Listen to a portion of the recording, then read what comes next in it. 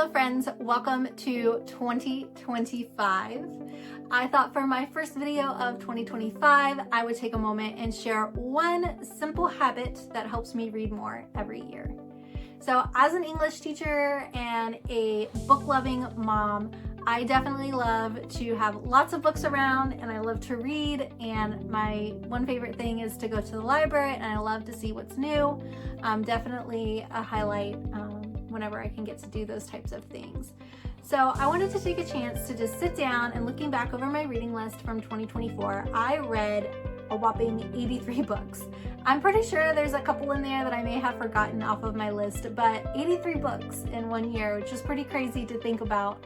And those of you with children know it's pretty busy. Like, how in the world do you do that? So I just wanted to share a very simple yet powerful habit that helps me do that. So first and foremost, before I even jump into my habit, I just want to share the fact that reading is so important. And I know many people know that, they hear that, but it's definitely something to take seriously and to take into heart, because readers are leaders and leaders are people who read. And so if you look at any of the statistics about people out there, it definitely is an important habit to have. So it's definitely one you want to form and foster in your family and your children. It's also extremely important as your children are growing to have that strong foundation of literacy skills, because so many other things come from that. So not to say that you necessarily have to be an English teacher or go into an English degree, but there are so many things in life where having the ability to understand and read and think critically is important. And reading leads to growth, and growth is powerful. It promotes confidence. It can give you a sense of peace, because when you know that what your life is like today doesn't have to be where you're at tomorrow. So when I talk about the fact that I read 83 books, that was not 83 fiction novels. Certainly a good portion of them were, but I also just love to read to know. I have a hunger just for knowledge and learning, so I read a lot of medical things, and as you get older, you have questions, so I just don't WebMD everything. I'll go find a book. So that sort of stuff, but all kinds of stuff. I love to read about neuroscience, things in education, other people's life experiences, biographies, autobiographies, memoirs, all kinds of stuff. So I read a wide variety, and if you check out my website, I'm starting to sort of try to provide some of those adult ones like reviews. So I know primarily I focus on literature for children, which is so important, but just as a way to share a few other things that I read as well off of that huge reading list. But one of the things that I love too about reading is you open your mind to new ideas and understanding and knowledge of things that, you can start to piece things together or understand things from other people's perspectives. And the beauty is that a book is really generosity. The author was so generous with their knowledge, their wisdom, their imagination, their skills. They're sharing their heart, they share their experience, they share their questioning.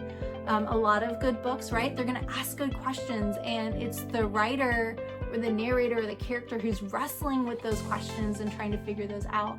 So if you think of a book as someone generously giving something to you, right? Accept that gift. Be willing to find good ones.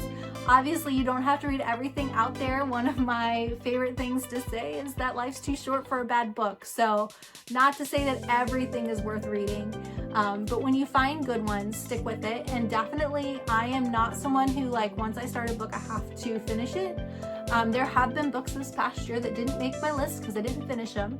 But there are books that I've started and I've been like, man, not so much. Life's too short. I'm not going to waste my time. So that's not to say that you have to keep reading everything just because you started it.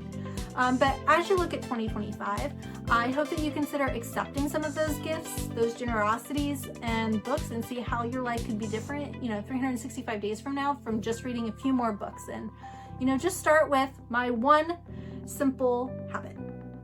My simple habit is I set a timer for 20 minutes. There's something beautiful about 20 minutes. It's more than 10 or 15 where things didn't feel like it was quite long enough, but 30 can feel like I don't have 30 minutes. But 20 minutes is just this magical number that if you set a timer for 20 minutes and you just start reading and you read for those 20 minutes. So that is my one simple habit that I do every day that helps me to read 83 books a year. Now, some of you are thinking and doing the math, because I'm an English teacher, I don't do math unless I'm figuring out the grades. But some of you are realizing that 20 minutes a day, it is not possible unless she is a speed reader. And I can assure you, I am not. I love to be in the details. I'll reread things to make sure that I understand. I love to annotate my books. So I am not a fast reader by any means. Not that I'm slow, but I'm not super fast because I'm making all those little notations that I'm excited about. But 20 minutes a day. So if you're gonna start anywhere, I would say just start with a timer of 20 minutes a day. I do it in the morning, but I also sometimes will do it in the afternoon, around lunchtime if I'm home, or I might do it in the evening before bed. So that would add up to 60 minutes if I do it in all those three things. But you can always just start with a simple 20 minutes. One thing I used to do when my children were younger, and I really just needed to read, because for some people, like for me, that was just a time of like, whew, decompressing from the day. Like I just get 20 minutes to kind of settle in and have like a breather, especially when my children were younger. But I used to set a 20-minute timer, and I would tell my children, we would all get our books, because you need to model for your children. So if you are a parent and you have young children and you're like, how in the world can I get 20 minutes to read? It is a 20 minutes, drop everything and read time, and mama's gonna read too, or dad's gonna read too. So we're all gonna read. And there's no questions, it's just quiet for 20 minutes, and if you put the timer as a visual, right? So then you teach them and train them, like you can't say anything, like if you have something to share, we'll have time at the end. That was such a great little hack that I did and habit when my children were younger, to make sure that I also got my time in for reading, to kind of decompress from some things.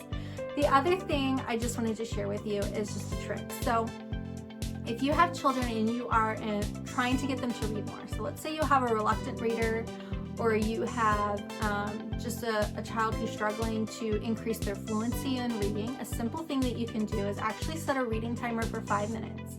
And so what that 5 minutes does is it lets you know how far could they actually read in a particular book. So every book is different, so please don't take that first 5 minutes and like that is the standard for every book you ever read, because every book is different. And so you start with that 5 minutes, and once the 5-minute timer is up, you can see how many pages they've read. And sometimes setting a sticky note for that end of 20 minutes, so you multiply obviously by 4, and that would be where the goal is. And I would put a sticky note in the book at the top, like that this is like the goal of where they're trying to be in that 20 minutes. So you can do something like that. Sometimes too, I have done where, let's say I have a whole book and my reader needs to finish it in 5 days, 7 days, 10 days. So we take the book, we break it open, and we'll do the math, right? We take the number of pages, we'll divide it by 10, let's say 10 days, and then I put a sticky note on each day where they need to be. And that can be very motivating, getting to take that sticky note off and knowing that they're making progress to where it is that you want them to be, or where they need to be. And so I used to use that too with my students who were struggling readers when I was a reading specialist, or with students when I was working with at-risk high school students as well. So it was a great strategy because it motivated them, that they knew where they needed to be. And then they knew that there was a stopping point. So either one of those strategies are great to work, either doing a sticky note with children or even with yourself. There are times that I've done that where there was a book that I was reading that I needed to finish, but maybe I was struggling to finish it because of demands or other things just going on, or maybe I just wasn't that into it, but I just like needed to force myself to finish it. I would even do sticky notes for myself. So consider that strategy just for yourself. But hopefully in 2025, you'll take advantage of my simple little habit of just 20 minutes a day and see how far you get. How many great books can you read this year? And I would just love that if you have whatever book you're going to start 2025 off with, please leave me a comment below. I would love to hear what titles you're reading. And if you think it's something that I should add to my to-read list, definitely let me know.